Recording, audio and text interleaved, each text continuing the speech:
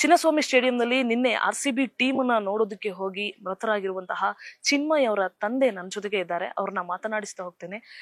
ಕರುಣಾಕರ್ ಶೆಟ್ಟಿ ಅವರು ನನ್ನ ಜೊತೆಗೆ ಇರುವಂತಹದ್ದು. ಸರ್, ಘಟನೆ ಎಷ್ಟೊತ್ತಿಗೆ ಗೊತ್ತಾಯ್ತು ಅಂತ? ನನಗೆ ಸಾಧಾರಣ 5:30 ಗಂಟೆಗೆ ಡಾಕ್ಟರ್ ಡೈರೆಕ್ಟ್ ಕಾಲ್ ಮಾಡಿದ್ರು, ಈ ತರ ಆಗಿದೆ, ಬನ್ನಿ ಹಾಸ್ಪಿಟಲ್.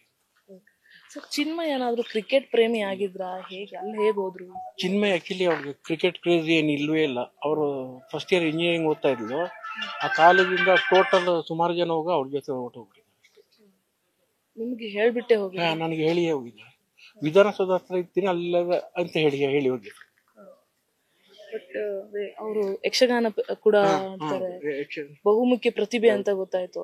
ಅಂದ್ರೆ ಮಗಳ ಮೇಲೆ ಎಷ್ಟು ಕನ್ಸಿತ್ತು? ಒಬ್ಳೆ ಮಗಳಿದ್ದಾಳ, ಒಬ್ಬ ಮಗಳೊಬ್ಳ ಇದ್ದು ಇಂಜಿನಿಯರ್ ಮಾಡಿಸ್ ಬಹಳ ಆಸೆ ನನಗೆ, ಮಾಡಿಸ್ದೆ. ನಂದೇನಿಲ್ಲ, ನಂದಿಗೆ ಆಗಿದಾಗೋಯ್ತು ಬಿಡಿ, ಅದೇನ್ ಮಾಡಕ್ ಆಗೋದಿಲ್ಲ. ಅದ್ರ ಮುಂದೆ ಅದು ಮಾಡೋದನ್ನ ಸರಿಯಾಗಿ ಮಾಡ್ಬೇಕಲ್ಲ. ಇನ್ನು ಯಾವ ಮಕ್ಳಿಗೆ ಏನ್ ತೊಂದರೆ ಆಗ್ಬಾರ್ದು. ಅಲ್ಲಿ ಡೆತ್ ಆಗಿರೋದವರೆಲ್ಲ ಬರೀ ಬಿಲೋ 25 ವರ್ಷ ಎಲ್ಲರೂ. ನಿನ್ನಲ್ಲಿ ನೋಡಿದಾಗ ಒಂದು 7 ಜನ ಇದ್ರಲ್ಲಿ ಒಂದು 4 ಜನ IPL ಅವರೇ, ಅಲ್ಲ 6 ಆ ತರ ಇದ್ರು. ಎಲ್ಲರೂ ಕೂಡ ಡೆತ್ ಆಗಿರೋರು ಸರ್ ಹೇಳ್ದಂಗೆ ಆಲ್ಮೋಸ್ಟ್ ಸ್ಟೂಡೆಂಟ್ಸೇ ಡೆತ್ ಆಗಿರುವಂತದ್ದು. ಏನಂತ ವ್ಯವಸ್ಥೆ ಸರಿ ಇರಲ್ವಾ? ಏನಂತಾರೆ, ಅವ್ರು ಆರ್ಗನೈಸ್ ಮಾಡಿದ ರೀತಿನೇ ಸರಿ ಇಲ್ಲ ನೋಡಿ. 3ನೇ ತಾರೀಕಿಗೆ ನೈಟ್ ಆಗಿದೆ, 4ಗೆ ಇಲ್ಲಿ ಮಾಡಿದ್ರು, ಅದೇ ದೊಡ್ಡ ಮಿಸ್ಟೇಕ್ ಆಗಿದೆ. ಕಂಪ್ಲೀಟ್ ಸಿಸ್ಟಮ್ ಫೇಲ್ಯೂರ್ ಆಗಿದೆ. ಈಗ ನಾವ್ ಹೇಳ್ತೀವಿ, ಏನ್ ಮಾಡ್ತಾರೆ ಮುಂದೆ ಅದು ಮಾಡ್ಬೇಕಲ್ಲ. ಅವ್ರ ಏನ್ ಮಾಡ್ತಾರೆ, ಯಾರೋ 1-2 ಜನ ಪೊಲೀಸ್ ಸಸ್ಪೆಂಡ್ ಮಾಡಿದ್ರು, ಅಲ್ಲಿಗೆ ಮುಗಿತದೆ ಎಲ್ಲ. ಈಗ ನಾವು ಸಾಯೋ ತನಕ ಇದನ್ನ ಅನುಭವಿಸ್ಬೇಕು. ಪುತ್ರ ಶೋಕ ನಿರಂತರ ನಾವು ಅನುಭವಿಸ್ಲೇಬೇಕು. ನನ್ಗೆ ನಿಮ್ ಪೇನ್ ಅರ್ಥ ಆಗುತ್ತೆ. ಆದ್ರೆ ಅಷ್ಟು ಜನ, ಲಕ್ಷಾಂತರ ಜನ ಬರುವಾಗ ಒಂದು ವ್ಯವಸ್ಥೆ ಸರಿ ಮಾಡ್ಬೇಕು ಅನ್ನೋ ಕಾಮನ್ ಸೆನ್ಸ್ ಇರಲ್ಲ. ಅದನ್ನೇ ನಾವು ಹೇಳ್ತಿರೋದು ಅವಾಗದಿಂದ. ಅದನ್ನೆಲ್ಲ ಓಪನ್ ಸ್ಟೇಡಿಯಂ ಅಲ್ಲಿ ಮಾಡ್ಬೇಕು. ಯಾಕಂದ್ರೆ ಬೆಂಗಳೂರಿಗೆ ಗೆದ್ದಿಲ್ವಾ, ಅದಕ್ಕಿಂತ ಮೊದಲು ಚೆನ್ನೈ, ಮುಂಬೈ ಎಲ್ಲರೂ ಗೆದ್ದಿಲ್ವಾ, ಅಲ್ಲಿ ಯಾವ್ದು ಆಗ್ಲೇ ಇಲ್ಲ.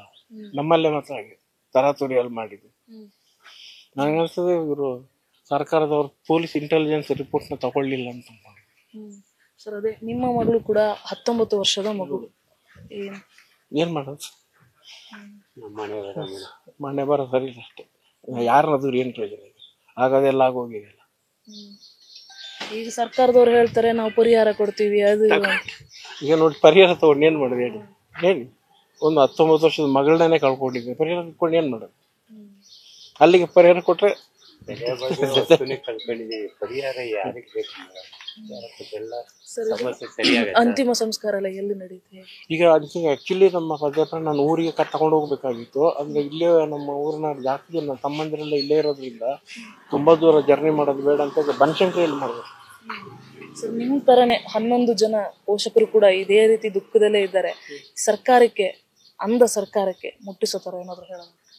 ಅದೇ ತರ ಒಂದು ಪ್ರೋಗ್ರಾಮ್ ಮಾಡುವಾಗ ಸರಿಯಾಗಿ ಆರ್ಗನೈಸ್ ಆಗದೆ ಹೋದ್ರೆ ಈ ತರದೆಲ್ಲ ಸಿಸ್ಟಮ್ ಕಂಪ್ಲೀಟ್ ಫೇಲ್ಯೂರ್ ಆಗ್ಬಿಡುತ್ತೆ. ಅದಕ್ಕೆ ನೆಕ್ಸ್ಟ್ ಮಾಡುವಾಗ ಅದು ಸರಿಯಾಗಿ ಕ್ರಮ ಕೈಗೊಳ್ಳಿ ಅಂತ ಹೇಳಿ.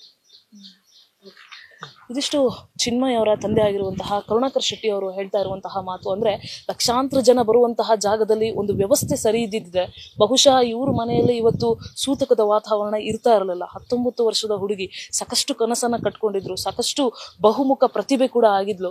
ಬಟ್ ಇವತ್ತು ಆ ಹುಡುಗಿಯ ಜೀವನ ಹೀಗೆ ಅಂತ್ಯ ಆಗಿದೆ ಅಂತ ದುಃಖವನ್ನ ವ್ಯಕ್ತಪಡಿಸ್ತಾ ಇರುವಂತದ್ದು. ಕ್ಯಾಮ್ರಾಮನ್ ಮಂಜುನಾಥ್ ಹೊಸಕೋಟೆ ಜೊತೆ Pragathi Shetty, news first, Bengaluru. News first, ನಿರ್ಭೀತಿಯಿಂದ ನಿಮ್ಮ ಪರವಾಗಿ.